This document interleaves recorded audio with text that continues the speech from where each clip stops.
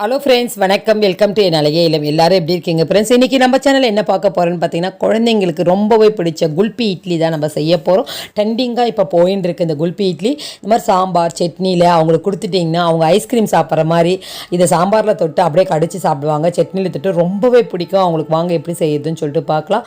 நான் மாவு அரைக்கிறதெல்லாம் உங்களுக்கு காட்டலை, சும்மா ஊற வைக்கிறது மட்டும் நான் காட்டேன். நீங்கள் எந்த இட்லி மாவு வீட்டில் வச்சுருக்கிறதே வச்சு இந்த குழந்தைங்களுக்கு இந்த மாதிரி ஊற்றி கொடுங்க. ஒரு 3 டம்ளர் நான் புழுங்கல் அரிசி எடுத்துக்கிறேன். 1 டம்ளர் அதுக்கு உளுத்தம் பருப்பு எடுத்திருக்கேன். 1/2 டம்ளர் நான் ஜவ்வரிசி, மாவு ஜவ்வரிசி எடுத்து நல்லா ஊற வச்சு மிக்சியில் மாவு அரைச்சி நான் வச்சுருக்கேங்க. அந்த இட்லி மாவு வந்து ரெடியாக இருக்குது பாருங்கள். மிக்சிலே தான் அரைச்சி நான் அதே தான் நான் வந்து உங்களுக்கு செஞ்சு காட்டியிருக்கேன். இப்போ நம்ம சின்ன டம்ளரோ இல்லை குல்பி மோல்டோ இருந்தால் நீங்கள் எது வேணாலும் எடுத்துக்கலாம். இதில் ஆயில் தடவிடுங்க. முதல்ல ஆயில் தடவிட்டு மாவு வந்து ஊற்றிடலாங்க. அதில் ஐஸ் குச்சி ரெடியாக எடுத்து வச்சுக்கோங்க. இதில் ஒரு 3/4 டம்ளருக்கு நம்ம மாவு வந்து ஊற்றிடுவோம். சின்ன சின்ன டம்ளர் தான் நான் எடுத்திருக்கேன். இந்த மாதிரி எல்லாம் நம்ம ஊற்றிடலாங்க. ஊற்றிட்டு இப்போ நீங்கள் ஐஸ் குச்சியை நடுவில் விட்டுடலாம். இல்லை நீங்கள் இப்போ விடாமல் மறந்துட்டிங்கன்னா கூட இட்லி வெந்த பின்னாடி கூட விடலாம். நான் இப்போ 4 விட்டுட்டு 2 வந்து உங்களுக்கு வெந்த பின்னாடி நான் ஐஸ் குச்சி எப்படி விட்டு காட்டுறதுன்னு அதையும் காட்டுறேங்க உங்களுக்கு.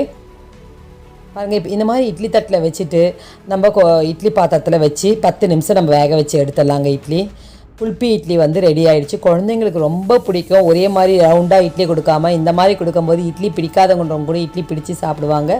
இப்போ வச்சுட்டு ஒரு 10 நிமிஷம் இட்லி வெந்துட்டுங்க. பாருங்கள், வெந்துருச்சு. இப்போ எடுத்துகிட்டு அந்த 2 டம்ளர்லேயுமே நான் வந்து ஐஸ் குச்சி போடலை. இப்போ நம்ம வந்து இட்லி போட்டுக்கலாம். மறந்துட்டாலும் நீங்கள் இந்த மாதிரி செஞ்சுக்கலாம். இப்போ ரெடி ஆகிடுச்சு. கொஞ்சம் நேரம் அதை ஆறட்டுங்க. ரொம்ப நேரம் ஆற வேண்டாம், சும்மா லைட்டாக ஆறினாலே போதும். நமக்கு அந்த டம்ளர்லேருந்து வெளியே வரணும் இல்லைங்களா, அதுக்காண்டி பாருங்கள். இப்போ எடுத்து வச்சுட்டேன். இப்போ ஒரு நைஃப் எடுத்து சைடில் சும்மா லைட்டாக வந்து நீங்கள் இப்படி பண்ணிங்கன்னா, ஏற்கனவே நம்ம ஆயில் தடவிருக்கிறதுனால நமக்கு ஈஸியாக அந்த இட்லி வந்துடுது. சும்மா இப்படி லைட்டாக அப்படி பண்ணி விடுங்க. நீங்கள் அந்த குச்சியை எடுத்திங்கனாவே அப்படியே உங்களுக்கு இட்லி ரெடியாக வந்துடும். இது பாருங்கள், எவ்வளோ ஒரு அழகாக உங்களுக்கு நீங்கள் இப்படி கொடுத்தீங்கன்னா உண்மையிலே ஐஸ்கிரீமா அப்படின்னு தான் பசங்க கேட்பாங்க.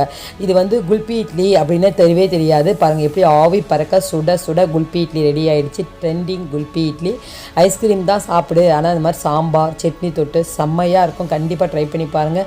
இந்த வீடியோ உங்களுக்கு எல்லாருக்குமே யூஸ்ஃபுல்லாக இருக்கும், பிடிச்சிருக்கும் நினைக்கிறேன். பிடிச்சிருந்துச்சின்னா மறக்காமல் உங்கள் ஃப்ரெண்ட்ஸ்க்கும் ஃபேமிலிக்கும் ஷேர் பண்ணுங்கள், லைக் பண்ணுங்கள், கமெண்ட் பண்ணுங்கள், சப்ஸ்கிரைப் பண்ணிக்கோங்க என் சேனலுக்கு. Thank you friends.